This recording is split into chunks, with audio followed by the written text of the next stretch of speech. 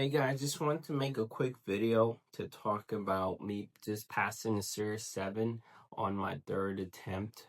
This has been a challenging couple of months, so I passed on a third attempt.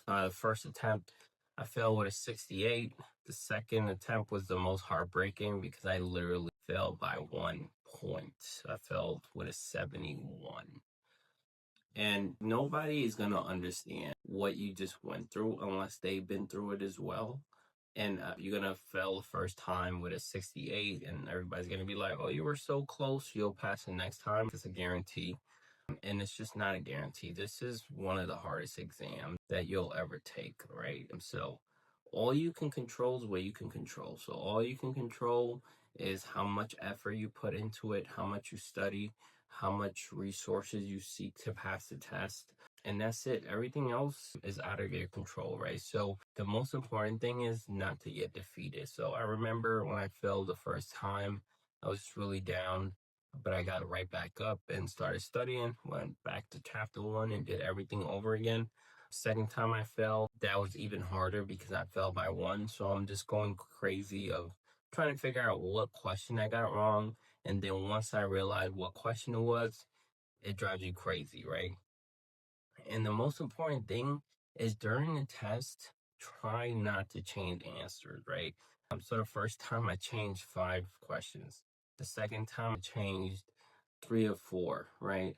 And you don't know if you change it to the correct answer or not, but if you're not 100% certain, just don't change it. So that was one of the things I was really mindful of the last time. I did change 2 questions on the last exam, but after rereading it, I'm just like, I think this one makes more sense, right? So it's important not to change any answer. Just go with your gut. 9 times out of 10, it might be right, depending on how strong your gut is. What else? As far as resources, I watched a lot of YouTube videos. Ken is really good. Dean is really good. So I used their videos to supplement what I was doing.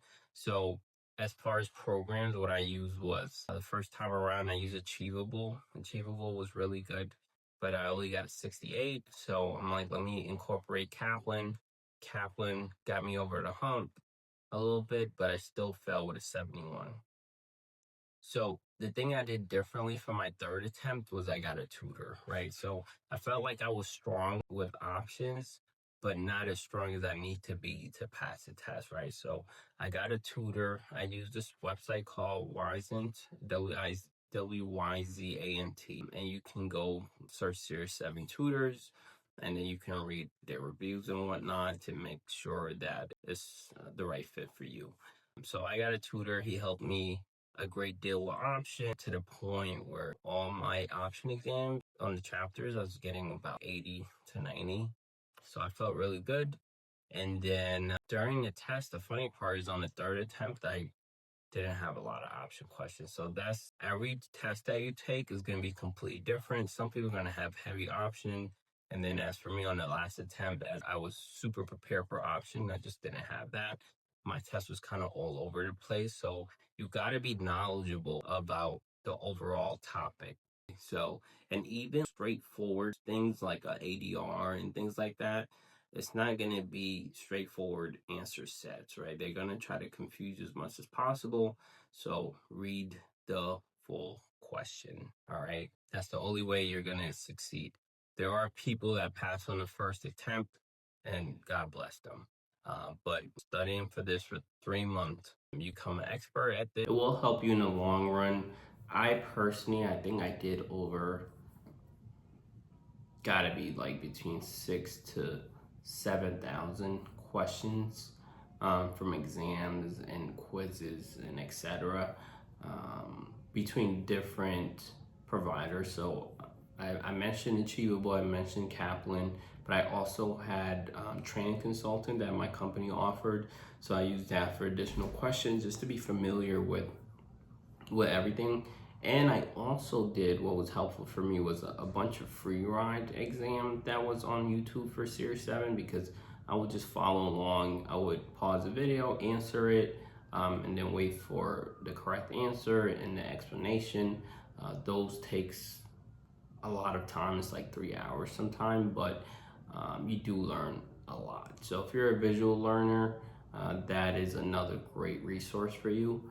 But at the end of the day, just be confident. Like, you got this. All right. I know this is a very challenging time, but you got this. Another thing I didn't get to mention was Reddit. Reddit for like Series 7 is also good. There is a bunch of people there that just pass the test and they'll share their experience with you. However, be careful. There are people that are jerks on there, and just will say hurtful things.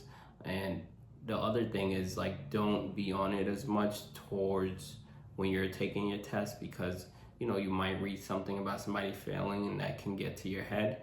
You do not need anything that's gonna distract you when it's game time, right? You have to be ultra focused, and when you get to the test, write "I will pass." Write a person of your family or your fiance, whoever that you're doing it for, right? So for me, the most important thing in my life, next to my wife, is my daughter, right? So I write both of their names, and that just kept me inspired throughout the test, right? So I don't want to give them too much credit for me passing the test, but yeah, guys, we got this. Any other questions, concerns, feel free to shoot me an email.